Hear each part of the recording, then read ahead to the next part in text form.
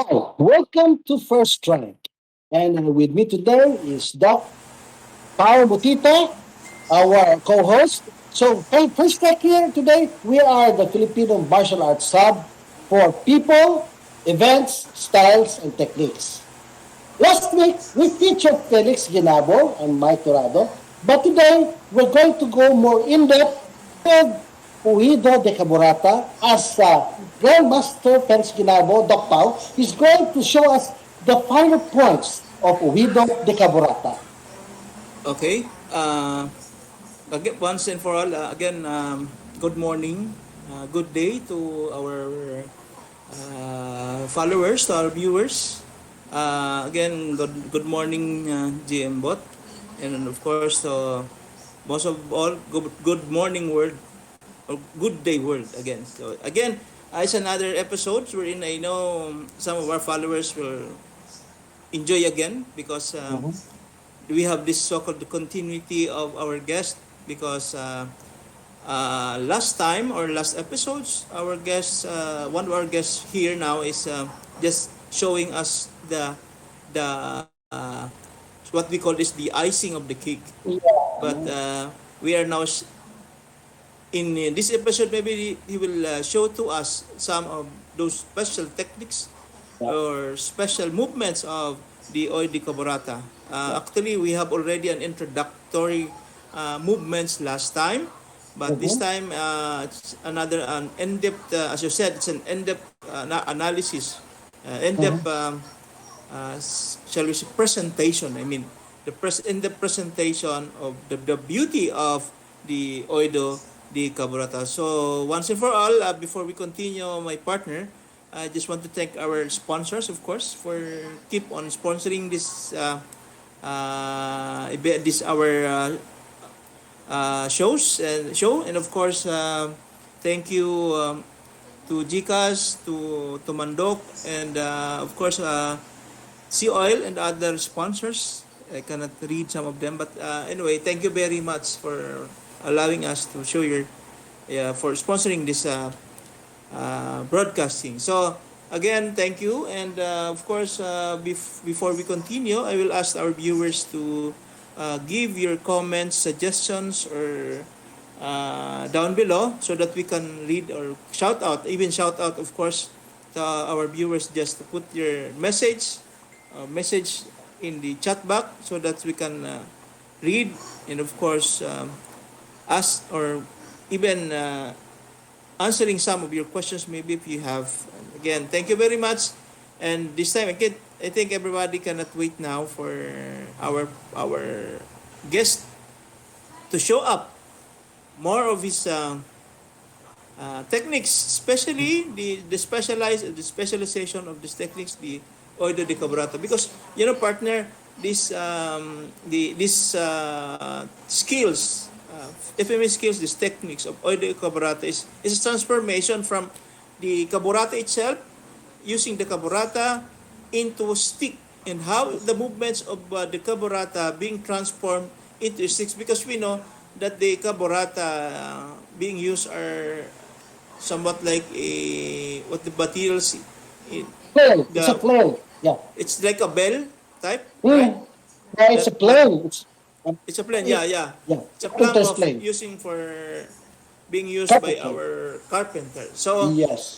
yes, okay. So this time I think the movements of the plumbing blades different from the stick, but I think Mhm. the hand and the manipulations is also a best technique that this the beauty that shows the beauty of Oido de Cabrera. So I think, partner, you have more interviews to be shown today, and Mhm. I think our viewers cannot wait to show Grandmaster Felix Ginam. Okay.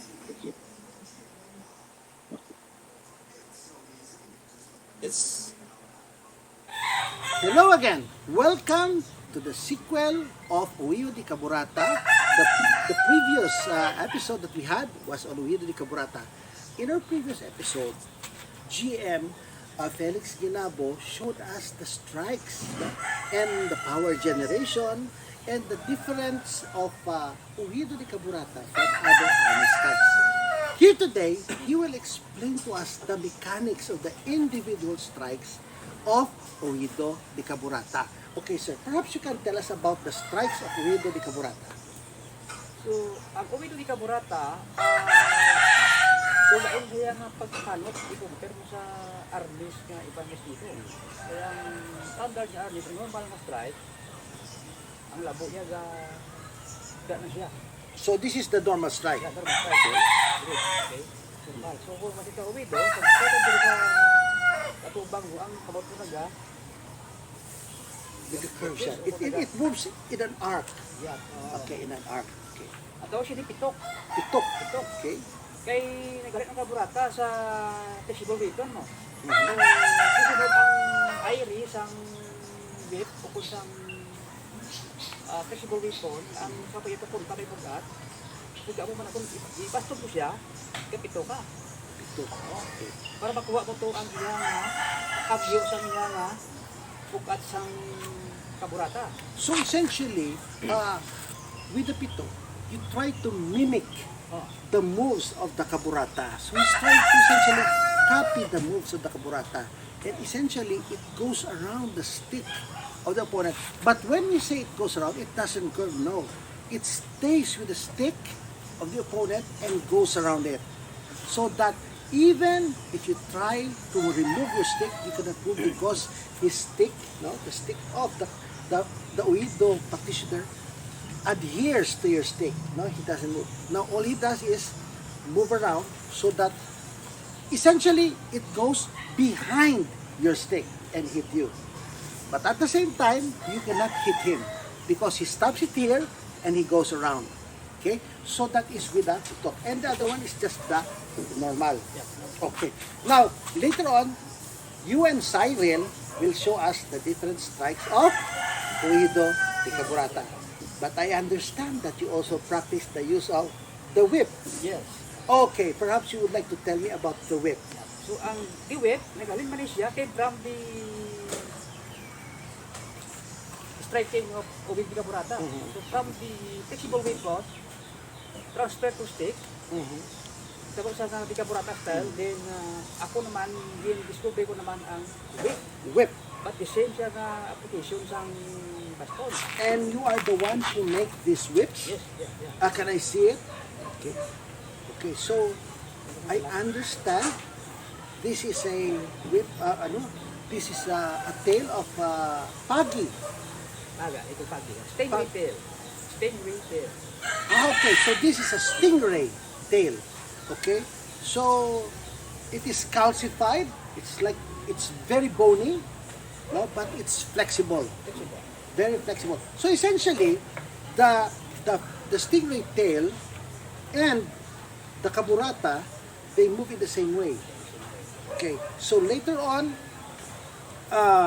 GM Felix Guinabo will show us his skill in using the stingray tail. It is part of his weaponry. So he doesn't only use the stick, he also used the Caburata or the leveler, and sometimes he uses the stingray tail, and in extreme cases, he uses his bolo. So when we come back, GM Felix Guinabo will show us Ouido de Caburata moves and his use of the stingray tail. Okay. Okay, partner, no? One thing that we can that differentiate the weapons that being used or being to be presented by our guest today is, of course, the flexibility. I mean, at the same time, these weapons might not hurt maybe your point. Maybe if you are not well trained in using this weapon, instead of hurting your opponent, maybe you will hurt yourself. So one caution that we should understand here on how Grandmaster Felix will show to us of course, the precautionary measures on how to use this weapon. Of course, with the sticks, we are confident enough that we can control the sticks. But the Caburata is very hard to to control. So because you know the metal that's being in the tip of it will really hard. Maybe you hit not only your physical body, of course, very dangerous to be hit by the one the type of the plum that will be hit maybe dangerous to your head, of course, in different parts of our body. So again, one very interesting for this techniques now that I think will show to our viewers, our followers. Okay, so again, before this is just a caution. Be careful if you are going to do these techniques, and of course, please have yourself trained with professionals Yeah. because, and of course, maybe if you are already grandmasters or masters or already in the Filipino martial arts, then once and for all, we would like to ask you if you are going to follow this or going to train with this is add more cautions. Okay. Yeah. And maybe they can wear protective armors.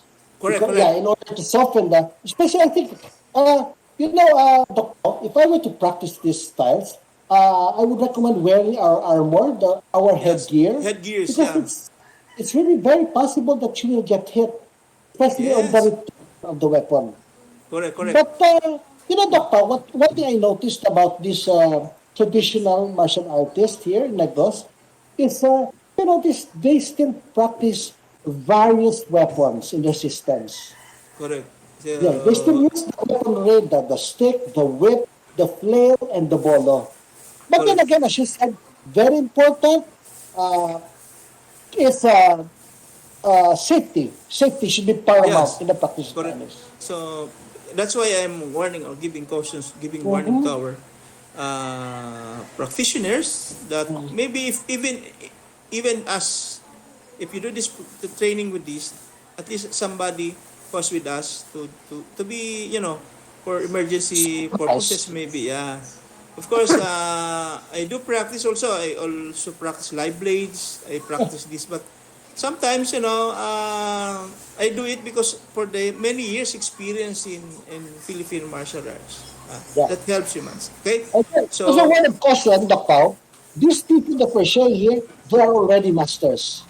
correct. And they have undergone extensive practice already They are here in the PL. professionals. Yeah. Yeah, So they are if we show professionals it here, actually. it's just to inspire our viewers. Yeah. Correct, correct. Okay. Otherwise, don't do this at home.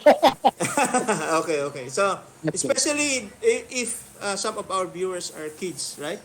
So, before Yes. that, before we continue, my partner, I just want to say hi to, of course, to our Sir Tony Aguirre.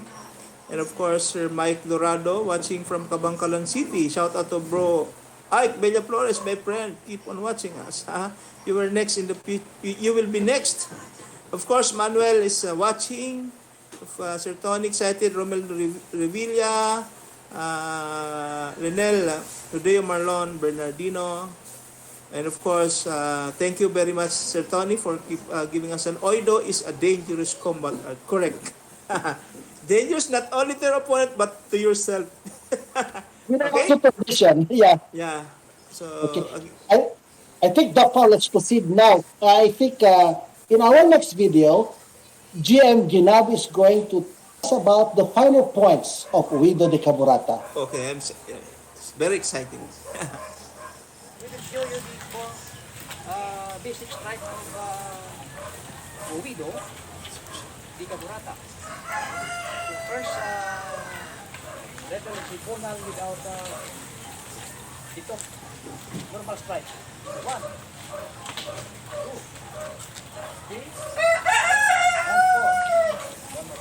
So one, two, three, and four.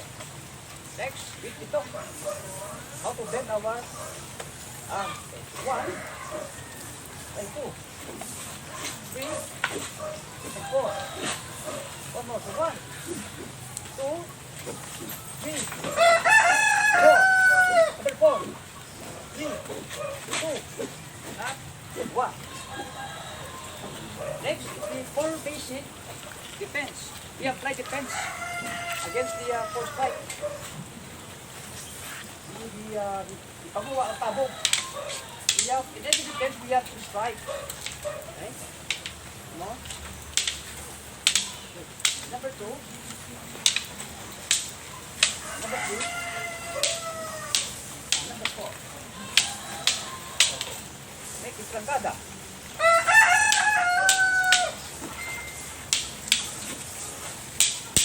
Number 4. Next. Tundon o sunod. Basic number 3.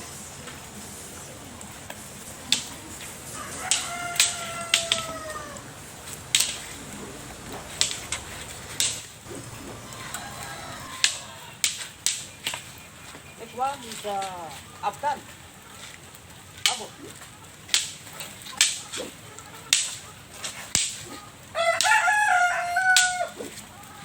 The last one is Centro. O Centrado.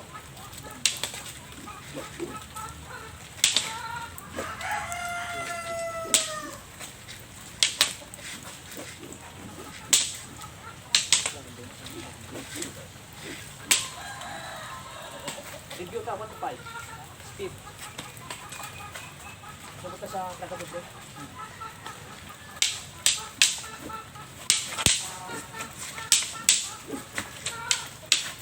Sabot.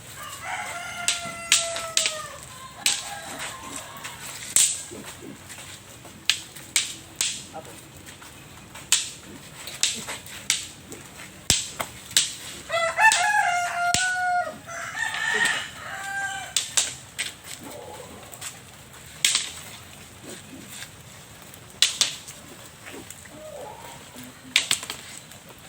Okay. We will show you how to hit the hand using the pitok. Okay. Example, serial strike, number 1. Okay. From the centro. To hit him first. Then, pitok. One more. Number 2. Defend for pitok. One more. Number 3. Defend for pitok. Again. This one, second strike is normal strike. Without.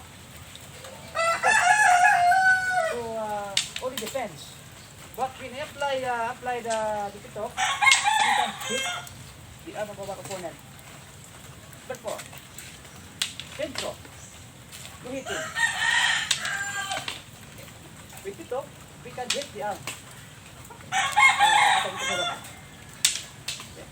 One more. One more. Next, I will show you how to use the second defense to the trancadoble. One. Now I will use this one. Right. Yes. One more. Because sometimes our stick, we put it here below. So when I put it like here, you get the defense. Other one. Okay. Now I will put the pitok strike. The from here. Other one. From here. So there, defense. Okay. The pitok. This one, the first defense is normal strike. Okay. So, anything. But this one, different. One more. Speed. Okay. There. This one is defense. Again, my strike, normal strike. It's not pitok. But when it's pitok, we will hit the hand. So every time we use the pitok strikes, whatever strike to our opponent, strike there. If we are pitok, we can hit this arm automatically. Okay? Strike. Depends. Depends.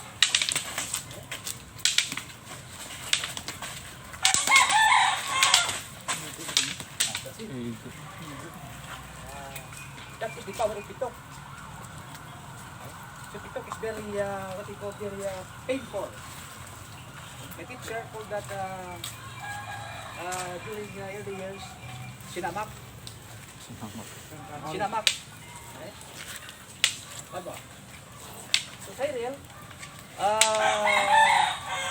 doing also the pitok. Okay.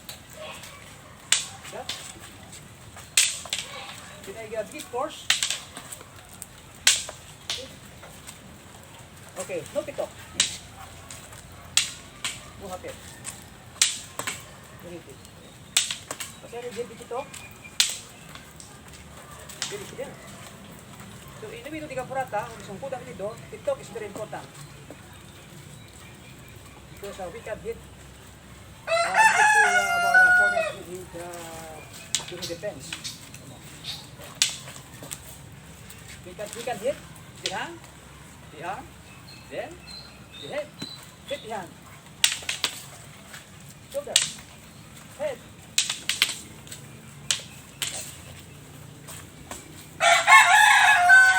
When I use a black here, then I will use the pitok. Keep force. He can hit the hands. Okay. Look it up. Hit it up. One more. Oh.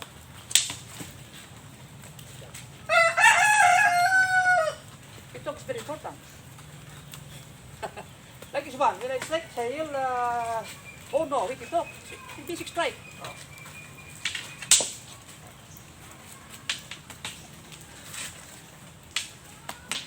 One more. Then Sahil do the defense against my strike. Okay, kapuga. Then, then I can hit him, but I keep it off. He will hit.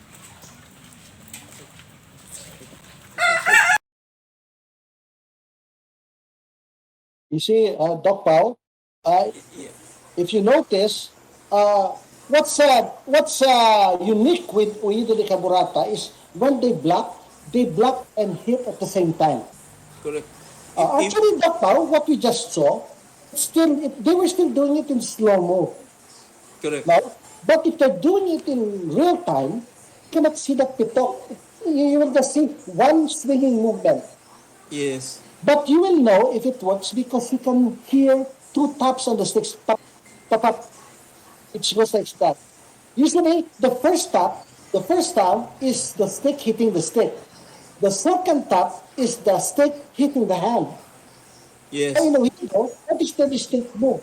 One movement, one strike, and it's automatic. And what's fearsome with this style is Tokpao, if you notice, after the pitok, they do a follow-up, which is a really powerful, fast, and swinging counter-attack. Correct. Because the continuity or the fluidity of movements, when we do the strike directly with the force, of course, one thing that you could observe from this from the demonstration or teaching is the follow through of movements.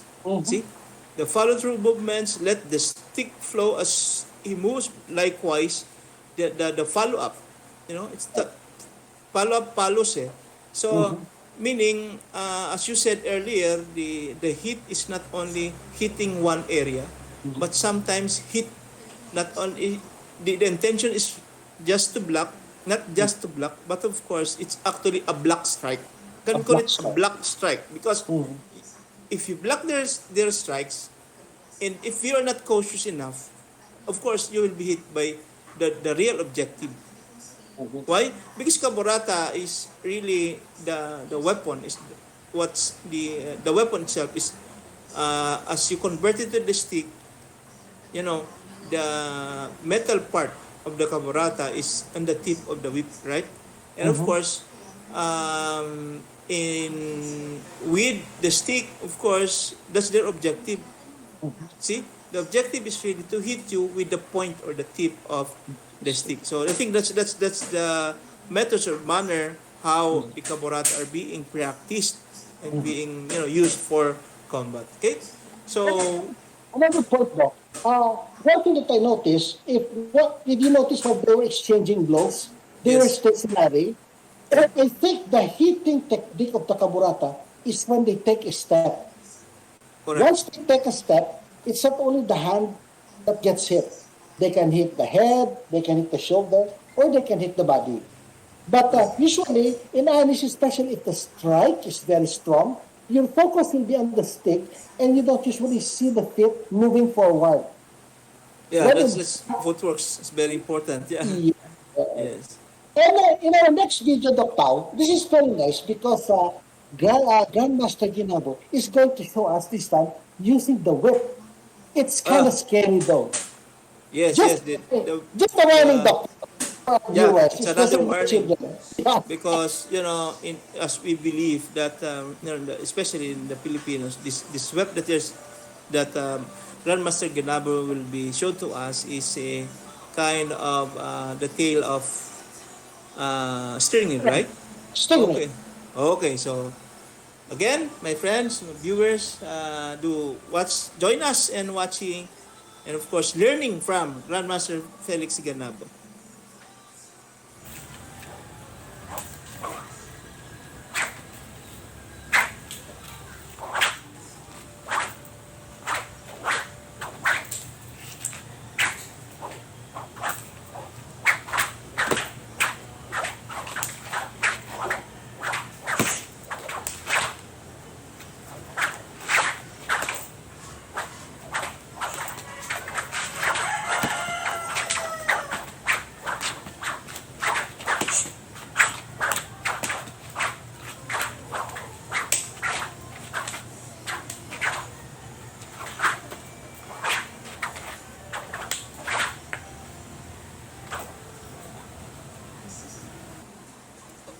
Wow, it's very nice, very nice. Sound effects, Correct, those were the actual sounds of the whip.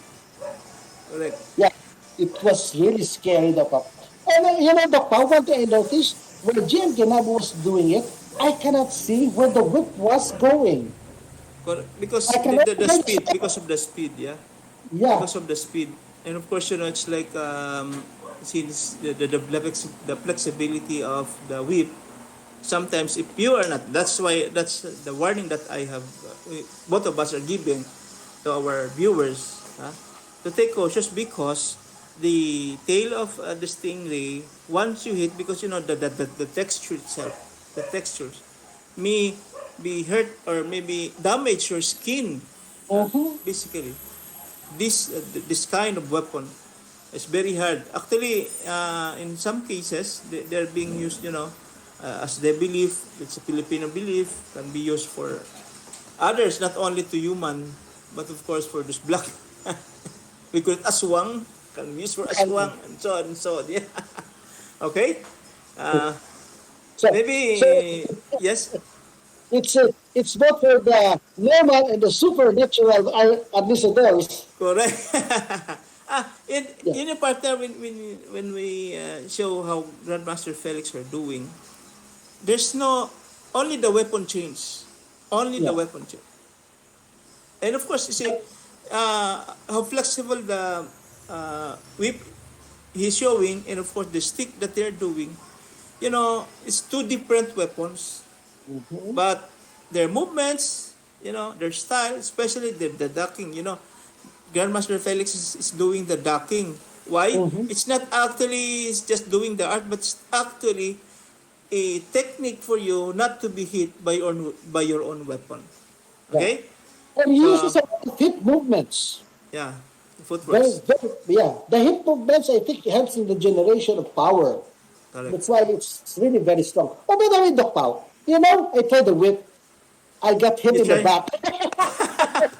Oh, it's very painful, right? Very Very painful. painful. That's That's the why. food said, your food is at home, leave it to the masters, and if you want to learn, maybe you can learn from At GM least Guinabo. there's But no skin damage, huh? At least no, but no damage, huh? it stings. It's Stings. it stings. You Okay. know, when you say that, I already feeling, I feel it already in my body because I do experience that when I was young. As a fisherman, we experience sometimes we catch stingray because in my province, stingray is a very, you know, I mean we have a lot of stingrays in our area. In fact, Mhm, a breeding ground is in our area. We have mhm, the stingray is if you're familiar with Tikau Pass, Masbate Island, there's a lot of stingray. So sometimes if you are not really cautious, especially in catching the stingray, because before we catch the stingray, of course there are stingrays that not to be catch, but in the kind of stingrays available in our province are being catch also. mhm, So when I was young, I joined my grandfather to do fishing, and sometimes mhm. we catch those big stingrays. We are very cautious because sometimes they do the pitik. Sometimes I feel sometimes I think experience one time, but not too hard hit to me. Very painful. I Very really painful. cry. It makes you Oh, cry. oh, by the way, Okay. Doc Pao, talking about those whips, there seems to be a very big demand of the whips of GM Guinabo. A lot of Yeah. people seem to be buying his whips here in Negros right now.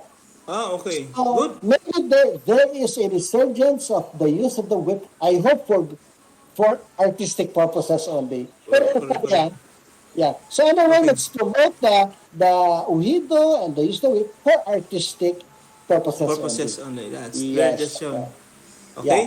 yes. So what's next, And, partner? at this time, we will go to uh, uh, he wants to be called brother, so that's why I call him brother or Brad.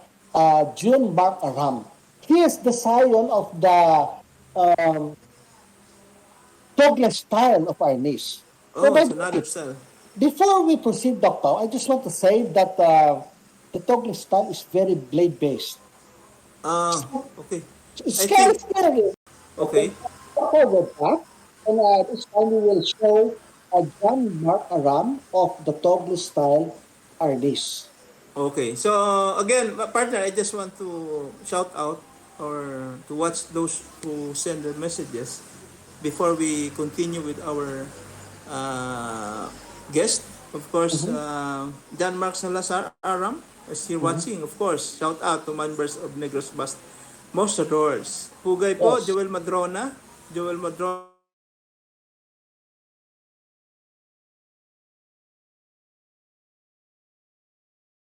I think, yeah, I don't know. Anyway, I think our next guest is John Mark Aram. He is a uh, he is a scion of the Togli style of Arnis, and he does the Togli style, which is a very blade based. So John Mark Aram, anyway, shout out to brother John Mark Aram, and thank you for showing us your family's style. Okay. Anyway, I think we're mhm. So in a while we will have John Mark Aram. No? So this is the Togli style of Arnis. Okay, this is the style of the Togles. The Togles actually come from Murcia, and I heard that their family, in their training, they really use blades or the binangon. They use the binangon, and well, it is one of the most popular utility knives in the Philippines. Okay, so anyway, we will be showing. Yeah. So anyway, we will have John Mark around right now. Okay. Hi, welcome again to First Strike. In this episode, we have a new guest, Brother Jun Mark Aram. Now, Mhm. Brother Jun Mark Aram is the scion of the Togli style of Arnis. Okay, Mhm. Bro Mark, Yes, bro. perhaps you can tell me about Togle Arnis and how you learned it? So, bali, si Lolo Norio, Mm-hmm. sa father side ko. Mm-hmm. Bali, nakatuon ko siya. May edad na ko, mga 21 years old na ko. So he started when he was 21 years old, and he is essentially a grand nephew of Honorio Togle, of the Togle style, the founder of Togle style. One of the dominant styles in Negros. It's one of the dominant styles From Murcia. From Murcia, okay. Then, that time, si Lolo Norio, sa balay na sa nila ni Papa, Puli. So he stays with your family. Yes, from Vista Alegre. Vista Alegre. Yes. Then, nadugduman ko sa una sa Vista Alegre. Uli ko siya nakilala ng Arnes siya. So, bali, gin-introduce ni Papa ko, ako sa iya. So essentially, he was introduced by his father to the master himself to learn the art of Arnis when he was 21 years old. And how long did you study under Grandmaster Togle? Bali, dali lang man, pero wala kami nag-actual gid na demo gid 3 times lang. 3 times lang kami nag-demo. Game pa intindi niya sa akon ang about sang ining style. So he gave you the concepts. Yes. The concepts and the principles of the Togle style of Arnis. And then later on you move on to The Ilog and Kabangkalan. Yes. And from there you developed the Yes. art. I built my own style then muna nang patuog ko sa akon nga School. no nang personal ko lang gid nga kumbaga gintukod ko ini tungod man sa ila. Okay, now here you see that brother Mark here essentially embraced the style of the Togle Arnis system, and he went to Ilog and Kabangkalan, and from there he researched on this art and developed an art of his own, but he still carries the Togle style. Now, your style, what do you include here? Why do you call it mamakol? And why do you call it talibong? Why? Sorry again. Okay. I remember my grandfather. This kind of emotional. He remembers his grandfather. Okay, you named it in their honor. Okay, okay. So perhaps you'd like to tell me about this mamakol. What is mamakol? Mamakol si mama ko, kag si tatay sa mother side ko, si Arnis man si tatay ko sa tiyak His na side. father is an artist also. Okay. Mother side ko. Ah. Gusto ni mama ko muna bala matuon kay Yeah. tatay. Di kami hindi gusto. Mga ginabakol ko pero ni mama. Okay, you see, bakol is an Ilocos term of spanking. So maybe it was the memory of his mom and his parents that he got spanked, and since you got spanked, you named it the Mamakol. Mamakols. Okay, and the talibong. But in the nang nagdugay na, ging build ko ang mga nagliligad. So bali ging himo ko itagog ang kabangis. So bali Restrain aggression. like talibong. Like talibong. Dapat ara sa permis iyang tagog. Sheath. Yeah, okay. Tagog. So he believes in essentially restraining one's aggression. That's why part of the principle of his art is to have your talibong sheath. Ara siya sa iya tagog. It is sheath. It's not out. Okay, then? Itong ang concept itagog mo permi ang kabangis. It means kumbaga sa tanan nga bagay, tanan nga matubang mo dapat low profile ko na permi ka. Ina balang kung may kontra ka man, hindi ka siling kung mo kabalo ko sang art, punong ko sa rin, kumbaga, mag-giveaway ka nga, kumbaga, itago man kabangis, hindi agad, kumbaga, behind pan ka lang ipermi. Okay. So here, Brother Mark espouses humility and self-control. These are very, very precious values of a martial artist. So essentially, this is what he stands for. Okay, where does the talibong come in? Why does your name have a talibong? Because si tatay ko, si Lolo Norio, duwa sila mismo nangambasa ko nga tagop ang kamis. Ang ining talibong from Antique, na siya gimbakal ko. So you have these talibongs. Yes, your I have your the- family use these talibongs. Yes, both. Si Lonorio and then si Roberto Bukiani from Talisay. So essentially, the Togle style of arnis, they rely mostly on the use of the talibong. Actually, the talibong is some sort of, it's actually a utility knife. It has many uses. It can be used for self-defense. It can be used for cutting wood. It can be used for a lot of things. So essentially, if you're in the States, the equivalent to the talibong is some kind of a Bowie knife or a machete, wherein you can use it for defense, and you can also use it for many ordinary things like cutting wood, cutting bones, cutting meat, something like that. So it's a utilitarian tool. Okay, now you have many students in Ilog right now Subong because of the COVID thing. Okay, but so perhaps you're going to show us later on your style, because we want to see you with the talibong, no? Because Brother Mark here told me earlier that they really practice with blades. Now this is very rare nowadays because most school use sticks, but he still insists in the use of blades. Now, care must be taken when you use blades because there is a very, very high possibility that if you're not careful, you might be injured. dugang ko na. Yes?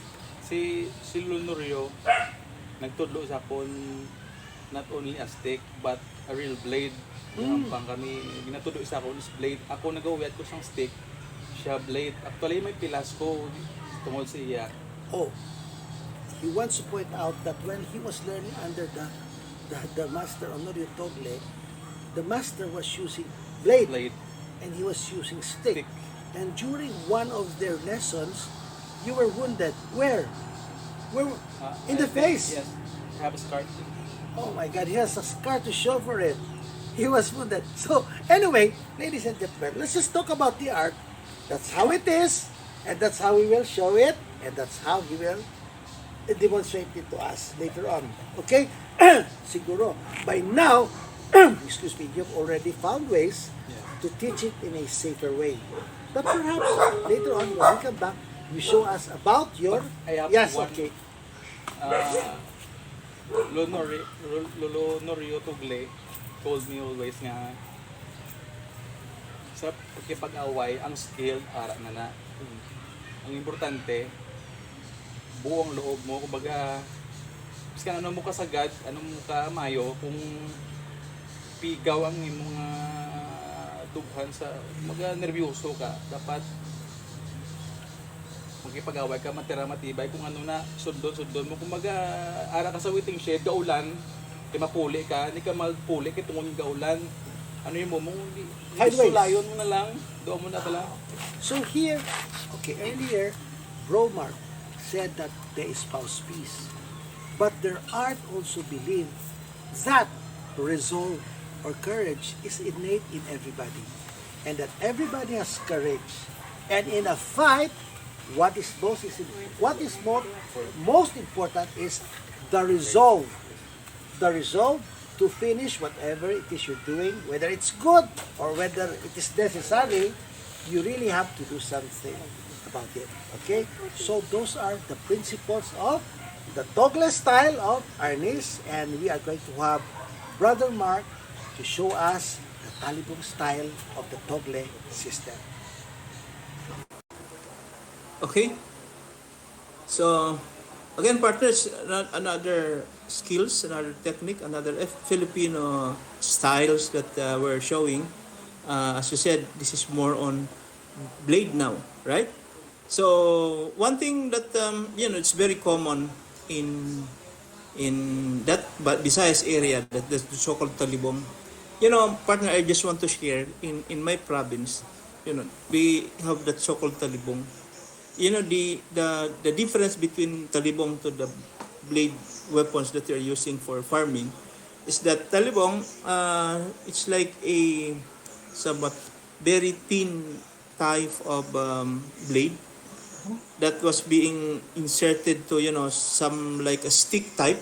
So you will notice that a talibong is like a weapon within a stick. So it's, if you will see it as a stick, but sometimes there's just some hiding inside. Okay, so that's how we treat. That's the term for us in in our province. That's talibong. I've seen talibong. The same, right? Yeah. Okay. So So, the terminology, even in your province, they still call it talibong. yes, talibong. See, like maybe they're being manufactured, or use it for just to make the blade inside the stick. Commonly they use a not a type of, not the use the hardwood. Mhm. See, Oh, so I once commented in one of the blogs being maintained by some American practitioners, and they say that why do you need to practice with blades?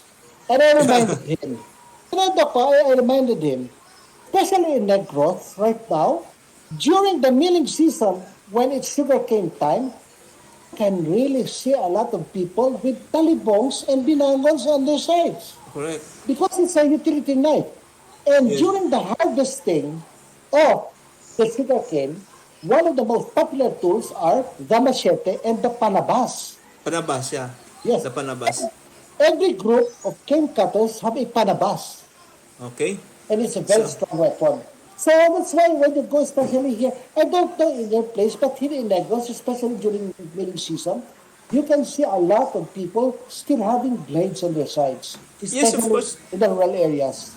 Yeah, in the rural areas, because that's the basic tool for farming. See, it's Yeah. the basic tool for It's a farming. fire tool. Yeah, it's a farming tool, but of course, as a weapon for us, Filipino martial artists, we use it as a weapon. We Yeah. treat it as a weapon, not as a farming tool. Yeah. But again,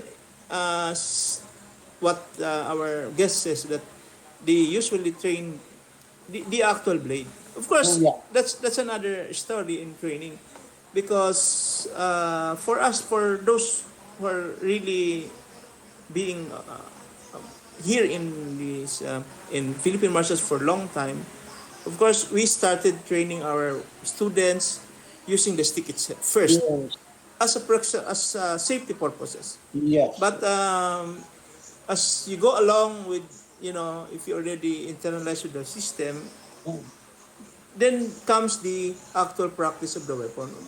So I guess in their styles, they want to be more focused on the blade itself. Yeah, but again, Doc Pao, I just like to point out, take note, despite the care, he still got wounded. So you Correct. could just imagine the dangers of practicing with Yes. live blades. Correct. Yeah. Anyway, Doc So Pao, we'll show more of his videos. I think right now he's going to demonstrate the correct. use of the bolo. Okay, let's see. Okay.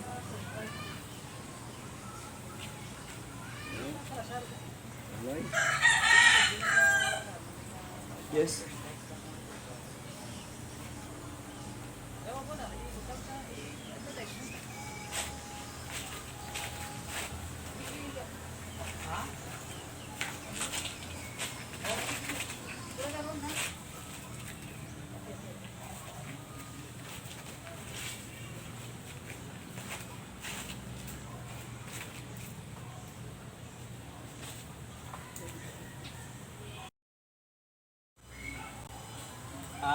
Bali ini siya, blade ni siya. So baliging concept lang sticks kay tungod nga risky sa delikado sa gamiton. So bali i-demo ko lang ang largo kag kurto. Kaya ako lob, wa sulod. So bali mo na siyang concept. So bali paglabo din ni JM, boom! So bali ini siya, consider sa nga kurto. So paglabo ya, liwat JM. Paglabo itra, pagkaigo sa tulan, uya, tapos sulod. Uslok na yun, ini sa pointed, talom sa katama. So bali, liwat. Kurto. Ano sa, hindi naman sa, largo. So bali, paglampos siya na dire, pag naigo dire nga kabos, break taya, ito ka na. Baliluwat. Baliluwat siya. Okay. Sabay, largo. Kurto. Pag naigo sa stulan, di na sa naog mo kung kapilit sa stulan. Rekta ka lang ito na yun. Ito. So, largo.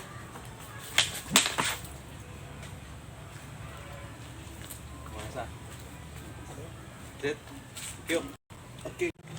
Now we will show you demo give and take drills from Lunorio Togle.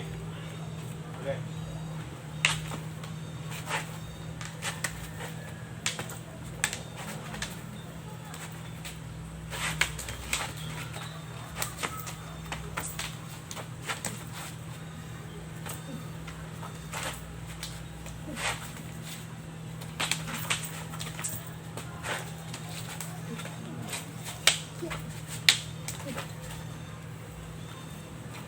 Sit. Part of the Togle style arnis training is sparring. Here, we're going to show you the slow sparring, which is very much controlled, very much restrained, and the steady sparring, which is a little bit more realistic. Now, these two kinds of sparring are essential under the Togle style of arnis. So, Grandmaster Guinabo will be assisting Brother Mark so that they will show you how they spar in the Togle style of arnis.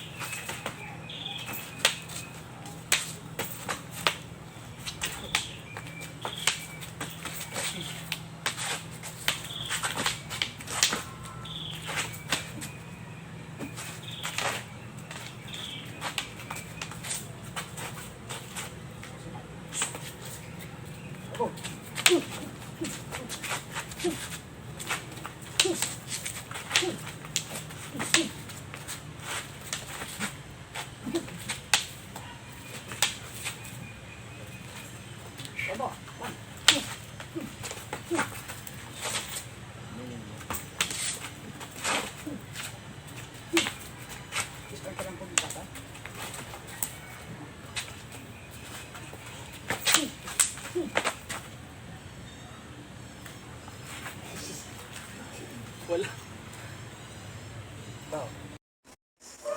Okay. See?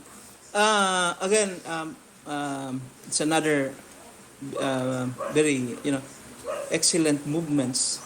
And of course, another styles. I'm sure some of our viewers did not see this or first time to see this Togli style. But one thing that I want to emphasize here is that our performers are really grandmasters, right? And they're masters. The masters, they master the art for very long time. That's why, if you notice, they are accurate when they deliver the strikes. They are accurate in doing the speed. If you notice, they are not being hit to each other, but for the distance, see the distance, the largo and corto distance, they can still deliver the right angle and the right attack. But of course, the caution, the safety are there. of course. I think that's another message that again we will going to give to our viewers today. That this performance, these skills that being shown to us, are really developed long time of training and hard and sweating, hard sweating, and doing the practice. Okay, Yeah.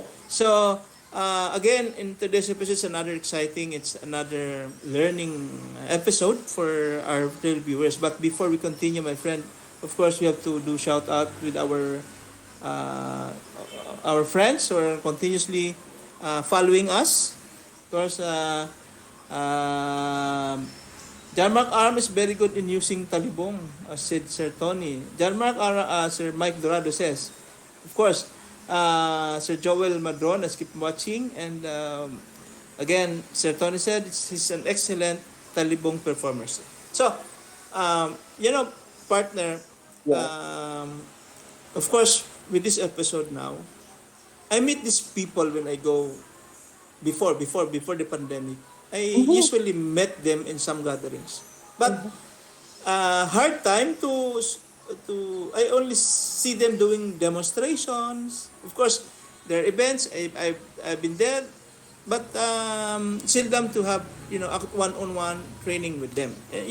I'm cannot wait for this. The because of this pandemic, cannot wait going back to my another place which I love to go, which is Bacolod, because I want to practice, of course, with these grandmasters and masters. Ni? So, I think that's always our partner. Well, With our videos for day. we're really praying that Doc Paulo Motita will one day write an anthology of all the Irish styles in the Philippines. Hopefully. Yes, hopefully. Yes. With those legends, those who are being known internationally, there's a lot of write-ups for them. And these programs that were being showed to them is, of course, we want to feature here most of our grandmasters and masters who are continuous training but not known. Of course, Yes. except Grandmaster Felix, very known already here in internationals. So some of my partners, my friends from abroad, going to him to train. But one thing is we want also other martial arts to be featured here so that our friends from outside the Philippines will love to practice also with them, because sometimes they want more. Of Yes. course, our foreign friends will want to learn more. In fact, um, before many years ago, I met some uh, martial artists who want to really train more. He want to learn the art itself from the roots itself. See, because in America and in the U.S. and Europe, there's a lot of instructors or masters and grandmasters for the Filipinos, mixed Filipinos and foreigners. But in some cases, especially those Filipinos who are living abroad already and they learn the Philippine martial arts, when they come back, they want to experience, to train with those grandmasters and masters, even known or well-known grandmasters. But for them, it's easy for them to catch those known grandmasters, right? Those like Grandmaster Remy Princess before, the Princess Brothers, of course Tohon Mel, and of course the Leo Gahe, and several martial artists. But what those other martial foreigners wants also to learn from those um, grandmasters in the rural areas. So I think our programs will help much in for them, maybe in the future when this COVID pandemics will end up, they will flank here in the Philippines to to Adi. ask us to train with those grandmasters that we are being featured. Okay, so again, it's an invitation to our friends from our FMA friends, To the grandmasters and rest of the masters. Philippines. Yeah, here in the Philippines. Yeah, If wherever. yeah, if you want to be featured here in our streaming, just message us. Then let's see how we can put things in order together in order, so that we can also feature your skills, your styles in here in First Strike. Okay. First try. Yes. So again, I think our time is passed very fast, my friend. So I think Yes. I will do now the honor. Yeah. So Yeah. yes. So we can, before we end up, we'll show another videos, so for the benefits of our viewers. Another very beautiful videos, I think. Okay. So there you have it, folks. The sequel of Ouido de Caburata and the Togle style of Arnis. Again, we would like to thank Grandmaster Felix Guinabo and Brother Jun Mark Aram of the Togle style of Arnis. So until our next episode, watch us here only on First Strike. Okay. So I think it's my turn, my friend, to say hi to our friends who are keep on watching. Um, as I've said earlier, it's an invitation to our friends who are, wants to be featured here. But before that, I would like to invite those listeners or viewers, if you are willing. We have actually a competitions, the Mayor's Cup, next to be aired next week. I think next week, 25, 26. So maybe after that, we will also feature that here in our programs with the organizer himself, Sir Joel Madrona. So again, I invite you all to watch the Mayor's Cup of Angeles City Mayor's Cup, Ernest online competitions. I know it's an open invitation national, because we have a lot of participants from Visayas, Mindanao, and of course in Luzon. So again, I invite everyone to watch, and of course we will have also a seminars, online training.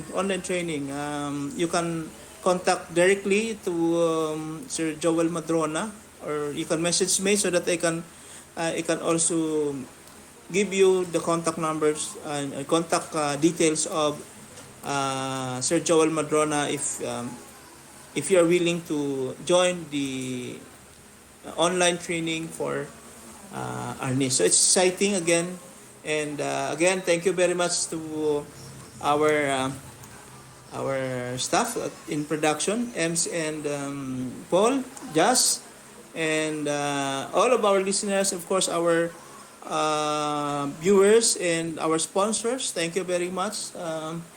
GCAS, Tumandok, and of course the Sure. uh, Seaoil and other sponsors. Ella. And yeah, Ella. Sorry. So, thank you very much, and thank you very much, Sir Tony. Thank you very much sa lahat. Magandang tanghali po.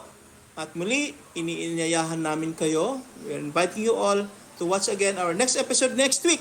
It's another exciting with another styles, and watch for it. Thank you very much, and as we keep on saying, as not by my partner, mag-arnis tayo.